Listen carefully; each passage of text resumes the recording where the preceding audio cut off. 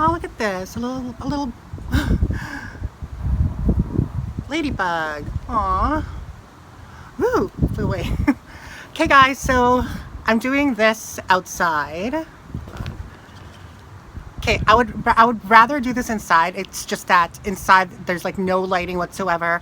I don't have the same lighting system I had before, and I mean the outdoor daylight is what really is the best light for anything really. So I got some Louis Vuitton pieces in pre-loved. So this is like a reveal because I've already looked at it and examined it and all that stuff. So yeah, it's not really an unboxing, it's not really a review, it's just a reveal, I guess. And plus, you know, I kind of wanted to not only focus on thrifting for my channel. I figure it's kind of like a lifestyle channel where it's a little bit of everything. It's luxury, it's handbags, it's thrifting, it's fitness, it's nutrition, it's whatever really encompasses my interest and you find interesting and you're going to watch it, right? But the first piece I got was this Louis Vuitton oversized Cles. So it came with the box. And it came like that, and it comes with the, I guess, care card or information card. There you go. And then the dust bag, Avi. And here is the item in question. Oh, isn't that pretty? Oh, the reason I picked this item up is because from my understanding, they don't make this kind of size of clay anymore. It's basically a clay. The clay that they have on sale right now does not zip on the side. It's basically just zip top closure. And then it has this thing, but it's also smaller. This can actually fit a hell of a lot more. And I like the fact that it can zip on the side, not like the other one. So this is in the Damier Ebene print. It has that. I love the trunks and bags symbol on the front. And it has a little D-ring here too. Don't know what you would attach there. Everything is blowing away. And it also spreads open wide. And that's what the inside looks like. So you have like a slit here, another slit on the other side. And then you have the main compartment, and it has a Louis Vuitton stamping there. And the date code is...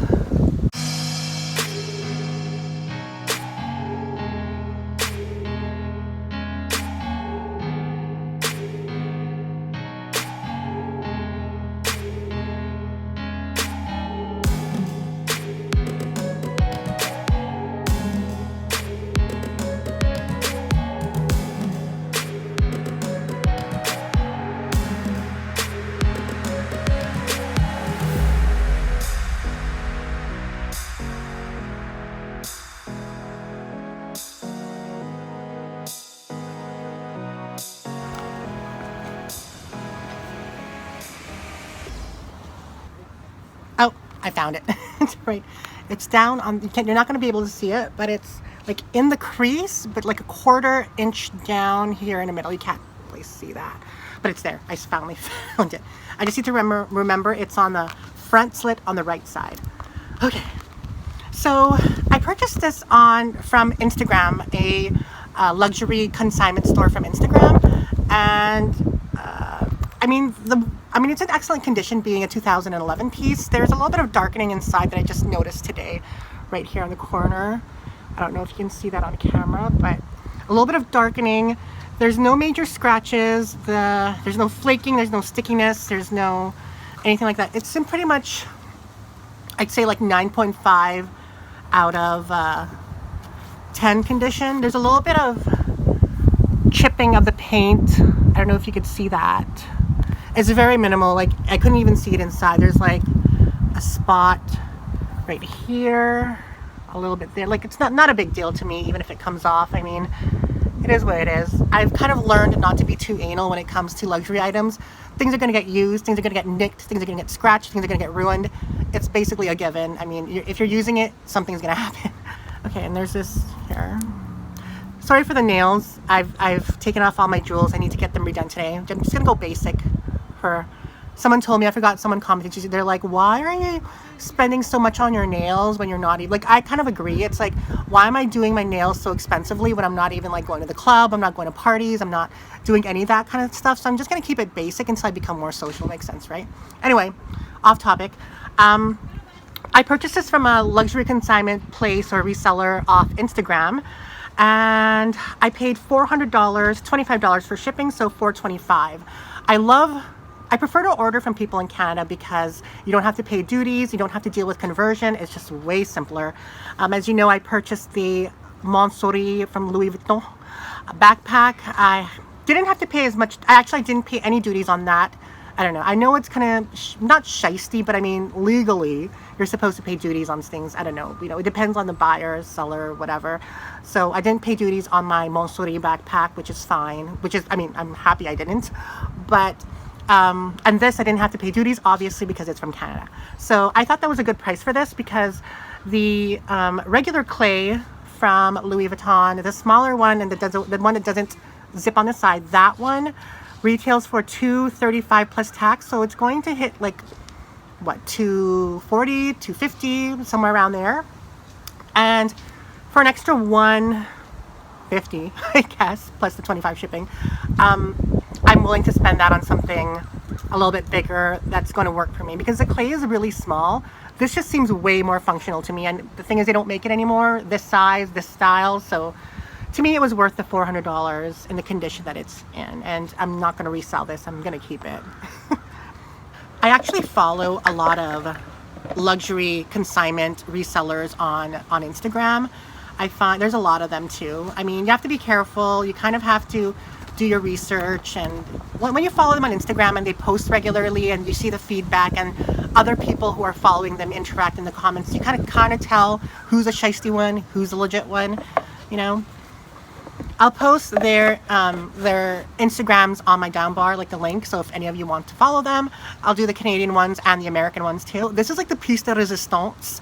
It's the, I got this in the mail today. It's the Louis Vuitton Keepall 50. So I was having a hard time deciding whether or not I wanted to do 50, whether I wanted to do 55.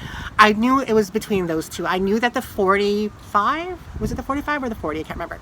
That one was way too small. I mean, I've had a Speedy 35, and to think that it's only like 5 centimeters bigger than that, I'm like, no, that's not going to work for me for travel. It's basically a purse, you know. But I wanted something where I can, you know, when I'm traveling, I can kind of make this my travel bag, and I don't have to have a wheelie, and I don't have to have like a checked-in suitcase. This is going to be the end all, basically the only luggage I'll be having. And I watched a lot of videos on it on YouTube between the 50 and the 55. The 55 was nice. It's just, it's big. it's a big bag, and this one I thought was just the perfect size. I wasn't sure either how it's going to look my body type, especially since I'm big now, plus when I lose weight, which has been going really well, FYI. So thank you to my trainer, and thank you to my gym, but most likely thank you to myself, and thank you to you guys for being supportive as well. But okay, so I ordered this off eBay.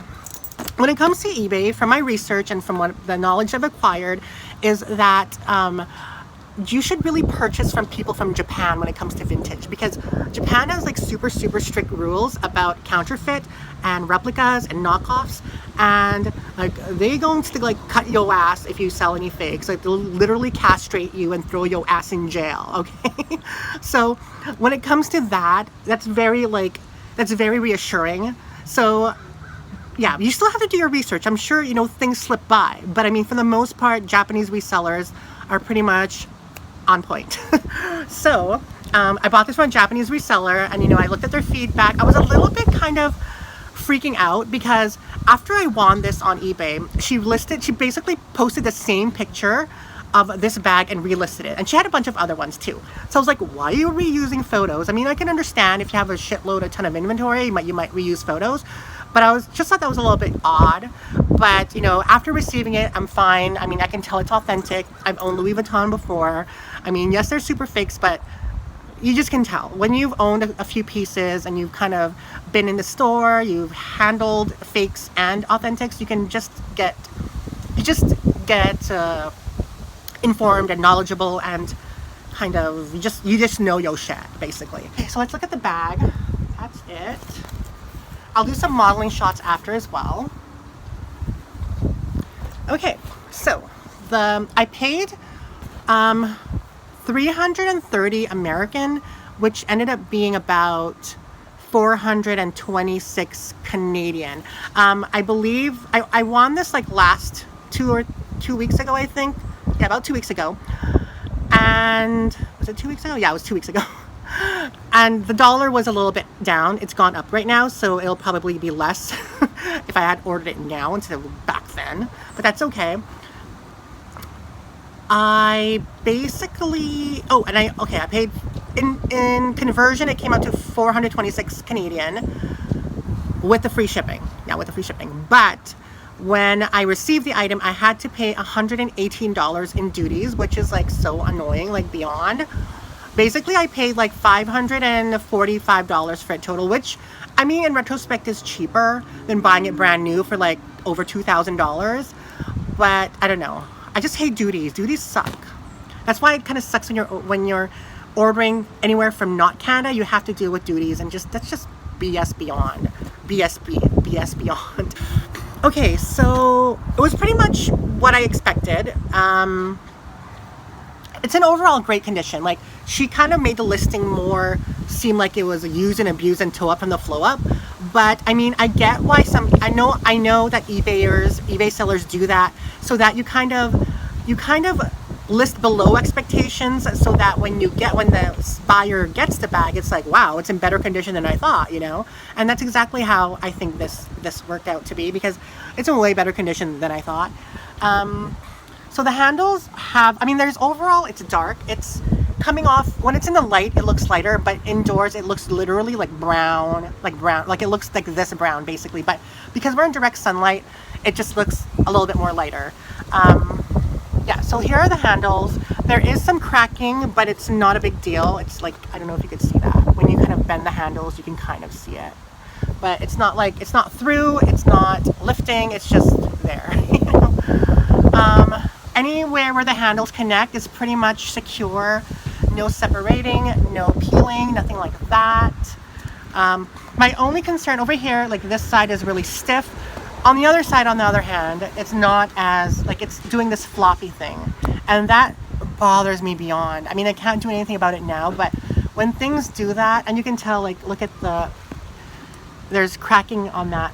There's just more wear on this handle. I mean, you can kind of also tell over here it's splitting, but that's an area where, not splitting, it's separating. But I mean, it's a given, because I mean, it's not, how can I explain this? It's not splitting because it's broken. It's splitting because it's two pieces fused together. And I guess because of the wearing of it, it's starting to separate, is what I'm trying to say. So it's not like, it's not damaged, is what I'm trying to say. This is the only area that really bothers me beyond. I mean, when this eventually goes or splits more, separates, cracks more, or whatever, because it's going to happen eventually, I guess I'll just have to bring it to Louis Vuitton to get it fixed. I know that Louis Vuitton is a little bit more, gives you a little bit more kind of leeway when it comes to reparation? Repair? Is reparation the same word as repair? I don't know. Anyway, reparation sounds a lot better. So my idea was to dye everything black, or it was just an idea, I'm not sure. I've seen vintage Keepalls where the Vachetta leather has been dyed black and it looks really chic, kind of like the Macassar line from Louis Vuitton. So, but if I'm wanting to repair it later on, that will kind of compromise the bag, and they might not accept it for repair, so it might have to hold out on that. Regardless, I kind of like the way it looks. I mean, it is vintage. It just looks well traveled and well used, and at least I don't have to worry about buying something new and then worrying about it getting scuffed, getting it used, getting, you know, whatever kind of wear on it. So at least we have that. So there's more of the Vachetta there. Here's the side. Here's the other side. Here's the hardware. You can tell that the rings on these sides has just oxidized beyond, that it's a different color. So I'm not even going to bother brassoing it. I'm going to leave it the way it is. I don't care. I don't even care if it's shiny hardware or not. I might not. Right now, I'm satisfied with how it looks. Also another thing about this bag is that the zippers are a little bit stiff. Like when you're opening it is fine. It's when you're zipping it back up where you kind of struggle a little bit more. Where it's like, see, and I'm worried that it might this might separate and kind of open when it's closed. I mean, if it's Louis Vuitton, I'm sure it's not going to do that. It's just a little bit worrisome that I have to struggle zipping it closed rather than open. There's the hardware there. The glazing right there. So overall, I'm really satisfied with this bag. I mean, I kind of think it's really chic to be at an airport, you know, with your Louis Vuitton travel bag. And it's like, yeah, do I look like I'm somebody? Because I ain't. I love it. I mean, I would love to have a new one eventually. I mean, if I start making in that YouTube money, then maybe I'll do a giveaway. Either I'll use this as my gym bag or do a giveaway of this. You never know. So, yeah, I love this. And you know, it's part of my objective. It's part of my moniker, my saying, my you know, all that motto of bougie on a budget or thrifting for luxury, because it's like you have the, you know, Louis Vuitton luxury look and you don't have to pay the luxury price. I mean, what, $540 compared to $2,300? That's a huge significant difference. And at least at that price point, you can save your money and buy it easily rather than having to save thousands of dollars for something new. So I'm a firm believer of the resale, pre-loved market. I think it's awesome that it's out there and that regular folk can take advantage of that. And especially if you're a luxury lover, and don't let people, you know, criticize you or judge you just because you love luxury products. And this is a perfect way of being bougie on a budget. You could still be on a budget, but also love luxury, as you know. And until, you know, you and I start making those millions of dollars, cha-chang chang, then maybe we can buy something new, and maybe we can, you know, do that. But I mean, it's not a good idea to do that if you can't afford it, basically. So either save up for it or you need to afford it. So you don't compromise your credit, you don't compromise and get into debt, you know, just those kinds of things. But I love the bag. I'm so satisfied with it. The 50 is a size that you can you can bring on to carry on. The 50 and the 55, anything below that you can use as a carry on. Anything above 55, you have to check in. And yeah, I love it. And yeah, I'm going to show you guys some modeling shots. And thank you for joining me today and sharing all these luxury items with you. Yeah, until my next video. Bye guys.